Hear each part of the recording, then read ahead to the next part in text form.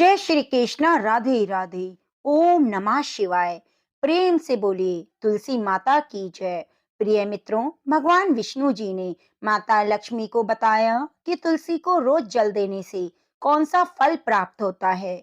आइए श्रवण करते हैं इस पवित्र पावन संवाद को। आप इस संवाद को पूरा अवश्य सुने और कमेंट बॉक्स में जय तुलसी माता, जय श्री हरि विष्णु जरूर लिखिए।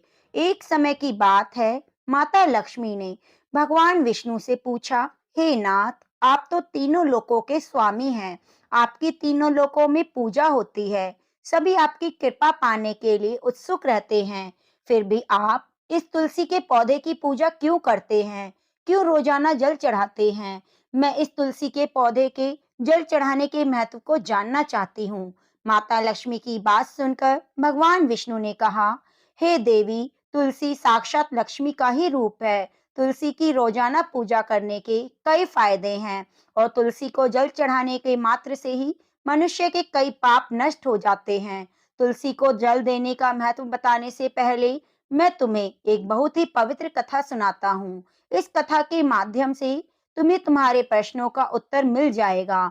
इसलिए देवी, आप इस कथा को बड़े ही ध्यान से सुनना। भगवान विष्णु ने कहा, हे देवी, जो भी मनुष्य सिर्फ इस कथा को ध्यान लगाकर पूरी सुन लेता है, उसे 100 वर्षों तक तुलसी को जल देने का फल प्राप्त होता है। माता लक्ष्मी ने कहा, स्वामी, मैं इस कथा को बड़े ही ध्यान से सुनूंगी, आप मुझे पवित्र कथा सुनाइए। भगवान विष्णु ने कहा, देवी, बहुत समय पहले की बात है, किसी नगर में एक ब्राह्मण रहता था। उसका जन्म तो ब्राह्मण कुल में हुआ, लेकिन उसके कर्म नीच प्रवृत्ति के थे। वह ब्राह्मण हमेशा झूठ बोलता, गलत तरीके से पैसा कमाता, बुरे कामों में लगा रहता, जुआ, वेश्यावृत्ति, चोरी में ही लगा रहता।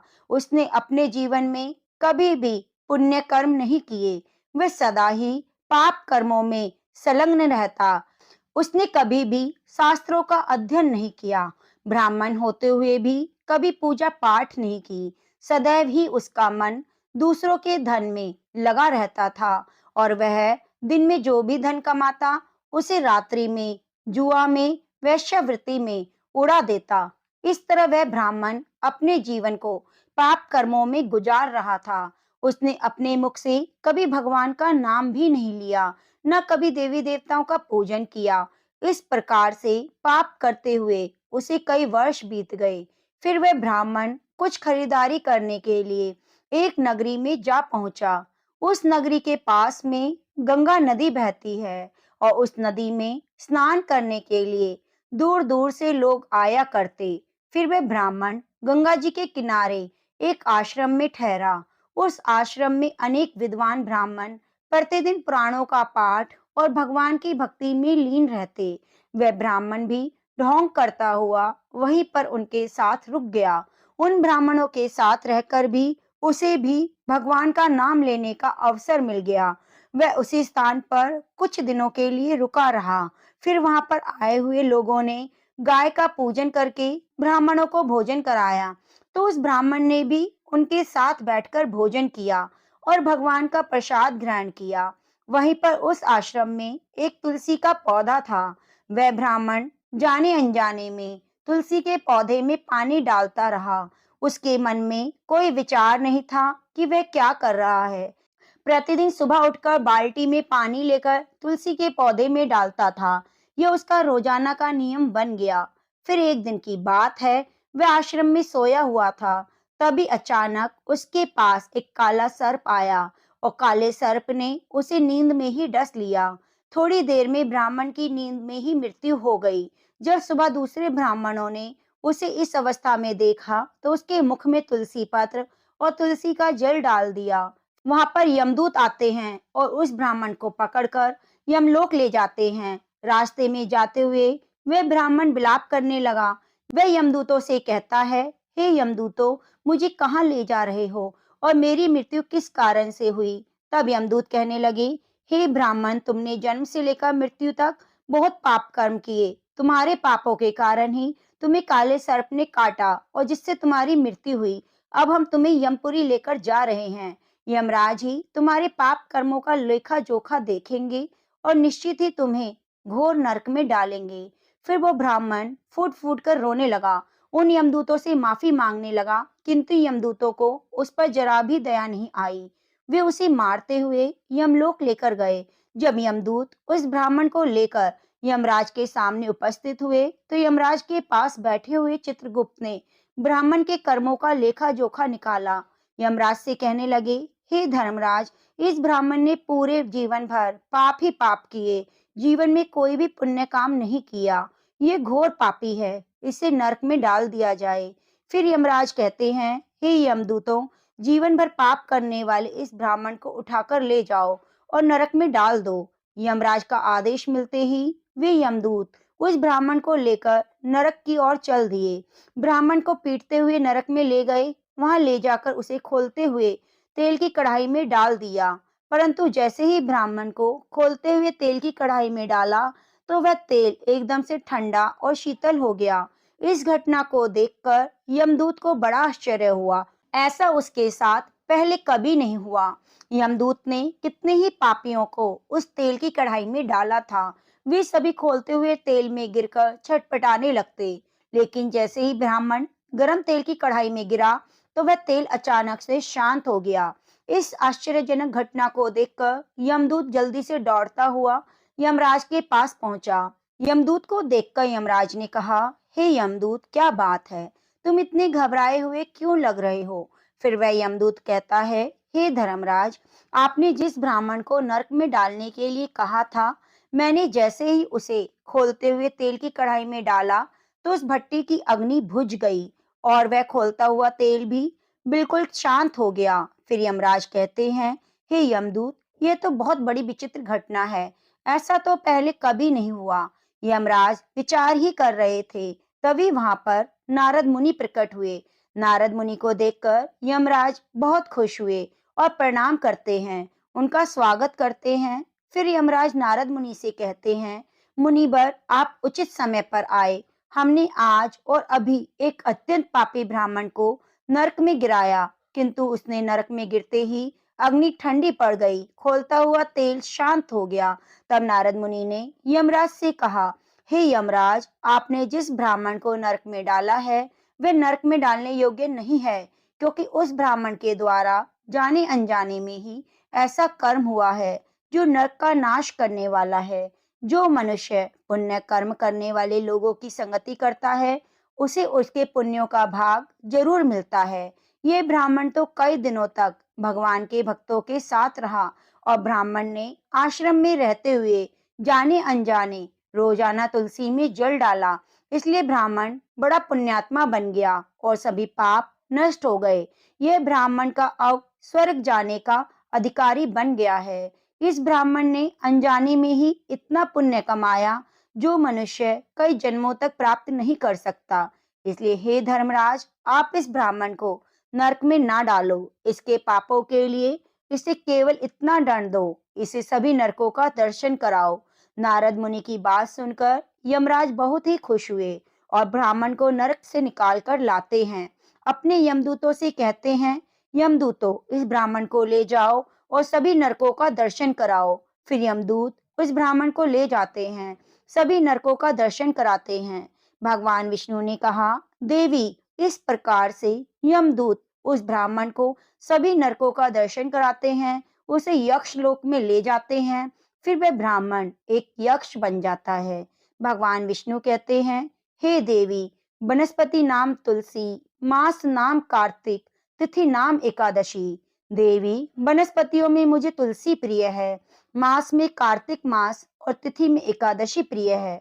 इसलिए जो मनुष्य रोजाना तुलसी की पूजा पाठ करता है, तुलसी को जल देता है, वो मनुष्य मुझे सबसे अधिक प्रिय है। उस मनुष्य की कभी भी दुर्गति नहीं होती, वह मनुष्य कभी नरक में नहीं गिरता। जिन घरों में तुलसी का पौधा सदैव हरा भरा रहता है, उस घर में सुख शांति और समृद्धि बनी रहती है। भगवान विष्णु कहते हैं, देवी, मेरी पूजा में और मुझे चढ़ाए जाने वाले भोग में तुलसी के पत्र अवश्य होने चाहिए, क्योंकि तुलसी के पत्र के बिना मैं किसी भी प्रकार का भोग स्वीकार नहीं करता।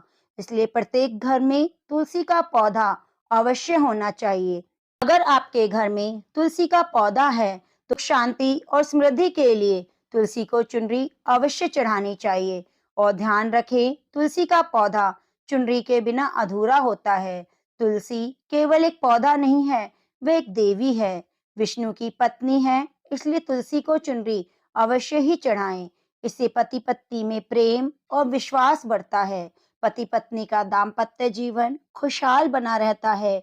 घर में रहने वाली महिलाएं सदा सुहागन और सौभाग्यशाली रहती हैं। तुलसी का विवाह भी अवश्य करना चाहिए। इससे मनुष्य के दुखों का अंत होता है और सांसारिक जीवन सुखमय बीतता है।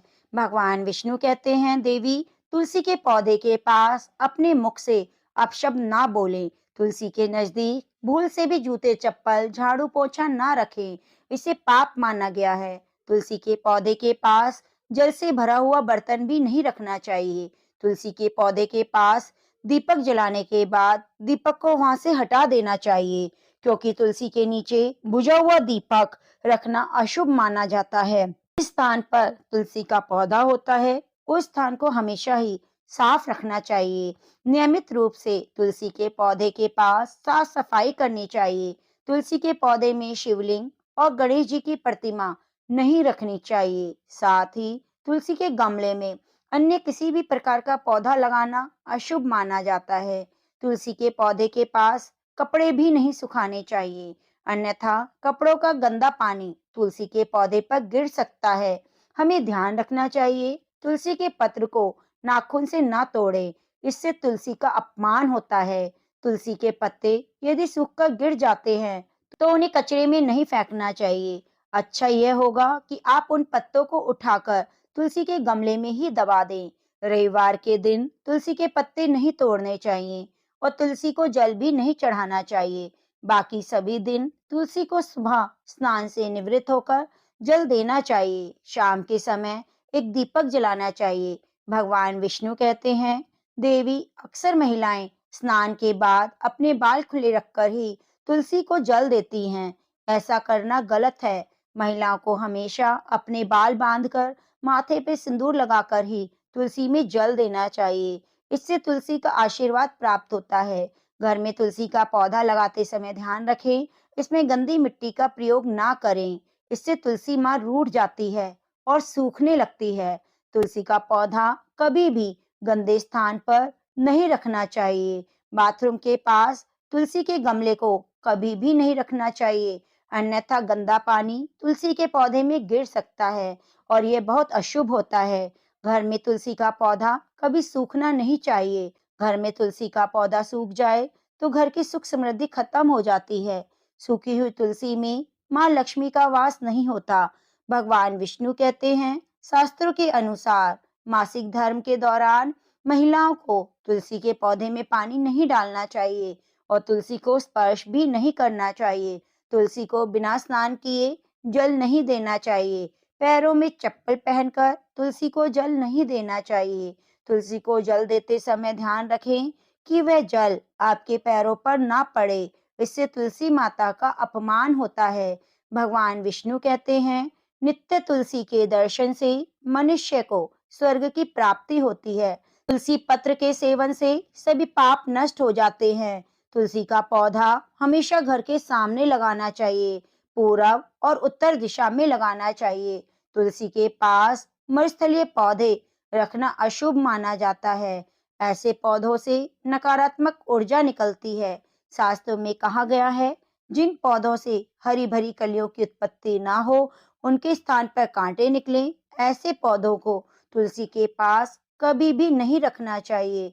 शास्त्रों में केले के पौधे का विशेष महत्व बताया गया है। अगर तुलसी के पास केले का पौधा लगा देते हैं तो कई गुना अधिक फल की प्राप्ति होती है।